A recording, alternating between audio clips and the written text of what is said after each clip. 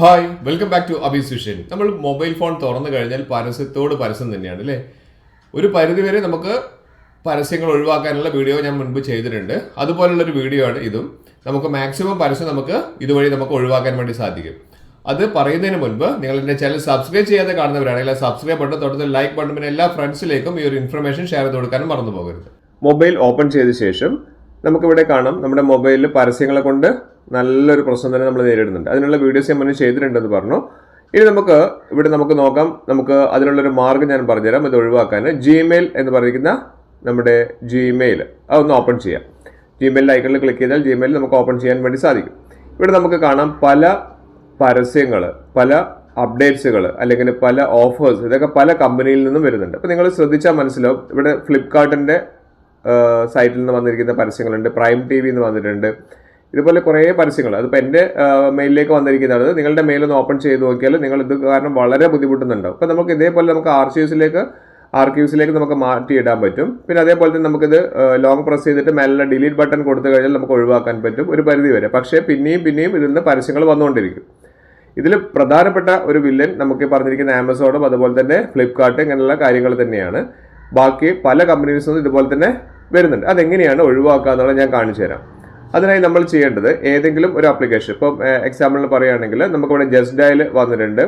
അതുപോലെ തന്നെ നമുക്ക് താഴേക്ക് വന്നു കഴിഞ്ഞാൽ ഏറ്റവും പ്രധാനമായിട്ട് വരുന്നത് നമുക്ക് ഞാൻ നേരത്തെ പറഞ്ഞ പോലെ തന്നെ പ്രൈം ടി വിന്ന് വരുന്നുണ്ട്, പിന്നെ ഫ്ലിപ്കാർട്ട് എന്ന് വരുന്നത്. ഇപ്പോൾ ഫ്ലിപ്കാർട്ട് നമ്മളൊന്ന് ഓപ്പൺ ചെയ്ത് നോക്കിക്കഴിഞ്ഞാൽ ഇവിടെ നമുക്ക് കാണാം ആ ലോഗോയുടെ തൊട്ടടുത്ത് തന്നെ ആയിട്ട് അൺസബ്സ്ക്രൈബ് എന്ന് പറഞ്ഞൊരു ഓപ്ഷൻ ഉണ്ട്. അപ്പോൾ നമുക്ക് പലർക്കും അറിയാത്തൊരു കാര്യമാണിത്.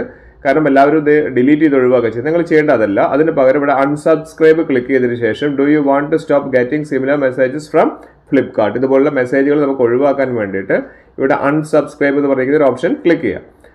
നമ്മൾ ശ്രദ്ധിക്കേണ്ട കാര്യം എന്താണെന്ന് വെച്ച് കഴിഞ്ഞാൽ നിങ്ങൾക്ക് വേണ്ട കാര്യങ്ങളുണ്ടാവും. എക്സാമ്പിൾ പറഞ്ഞാൽ ഇവിടെ ICICI ബാങ്കിൻ്റെ ഇതൊക്കെ ഉണ്ട്. അതൊക്കെ നമ്മൾ ശ്രദ്ധിക്കണം. കാരണം അൺസബ്സ്ക്രൈബ് ചെയ്ത് കഴിഞ്ഞാൽ പിന്നെ സബ്സ്ക്രൈബ് ഓപ്ഷൻ ഇതിൽ കാണിക്കുന്നില്ല. അപ്പോൾ അതുകൊണ്ട് അതൊരു ബുദ്ധിമുട്ടുള്ള കാര്യമാണ്. അപ്പോൾ അതുകൊണ്ട് വേണ്ടാത്ത കാര്യങ്ങൾ, അനാവശ്യമായിട്ടുള്ള പരസ്യങ്ങൾ വരുന്ന സൈറ്റുകളിൽ കയറിയിട്ട് ഇവിടെ നമ്മൾ കാണുന്ന രീതിയിൽ അൺസബ്സ്ക്രൈബ് എന്ന് പറഞ്ഞിരിക്കുന്ന ഒരു ഓപ്ഷൻ ഉണ്ട്. അതൊന്ന് ക്ലിക്ക് ചെയ്യുക. ഇതിൽ മനസ്സിലാക്കേണ്ടത് എല്ലാ രീതിയിലും നമ്മൾ ചെയ്യേണ്ടത് അൺസബ്സ്ക്രൈബ് അല്ല. ഇവിടെ കണ്ടില്ലേ, ഇവിടെ നമുക്ക് പറയുന്നത് ഗോ ടു വെബ്സൈറ്റ് പറയുന്നത്. വെബ്സൈറ്റിൽ പോയിട്ട് ചില സൈറ്റുകളിൽ നിന്ന് ചില കമ്പനീസിൽ നിന്ന് വരുന്നത് നമുക്ക് ഒഴിവാക്കാൻ പറ്റുള്ളൂ. അപ്പം അങ്ങനെയുള്ള കാര്യങ്ങൾ കമ്പനീസിൻ്റെ വെബ്സൈറ്റിൽ പോവുക. ഇവിടെ നമ്മളോട് ചോദിക്കുന്നുണ്ട് പേഴ്സണലൈസ്ഡ് ചൂസ് ഇതവിടെ താഴെ നെവർ എന്ന് പറഞ്ഞിരിക്കുന്ന ഓപ്ഷൻ കാര്യം. Do not send the top stories on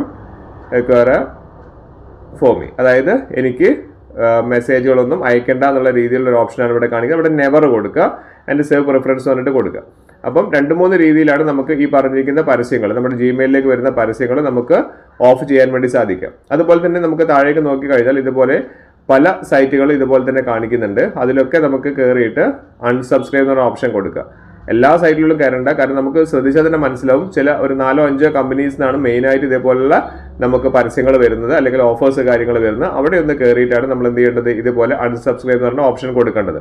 അങ്ങനെ ചെയ്ത് കഴിഞ്ഞാൽ നമുക്ക് ഈ ജിമെയിൽ അക്കൗണ്ട് ഫുള്ളാവുന്ന, അതായത് നമുക്ക് വരുന്ന ഇൻബോക്സിൽ വരുന്ന മെസ്സേജുകളൊന്നും നമുക്ക് പലതും കാണാൻ സാധിക്കാറില്ല. കാരണം ഇതുപോലുള്ള അനാവശ്യമായിട്ടുള്ള ഓഫേഴ്സും പരസ്യങ്ങളും കൊണ്ട് ഫുള്ളാവും.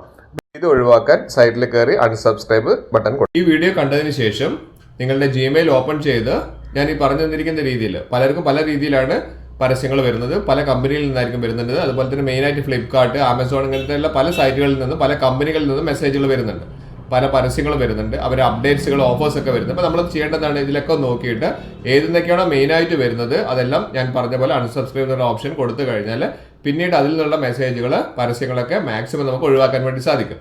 ഇതുപോലുള്ള നല്ല നല്ല വീഡിയോസാണ് എല്ലാ ദിവസവും ഷെയർ ചെയ്യുന്നത്. നിങ്ങൾ ചെയ്യുന്നത് സബ്സ്ക്രൈബ് ചെയ്തവരാണെങ്കിൽ സബ്സ്ക്രൈബ് ബട്ടൺ തൊട്ട് ലൈക്ക് ബട്ടൺ പിന്നെ എല്ലാ ഫ്രണ്ട്സിലേക്കും ഇപ്പോൾ തന്നെ ഷെയർ ചെയ്യാനും മറന്നു പോകരുത്. ഇനിയും ഇതുപോലുള്ള ഇൻഫോർമേറ്റീവ് ആയിട്ടുള്ള വീഡിയോസുമായി വരുന്നവർ it's me Abhilash Raghav signing out.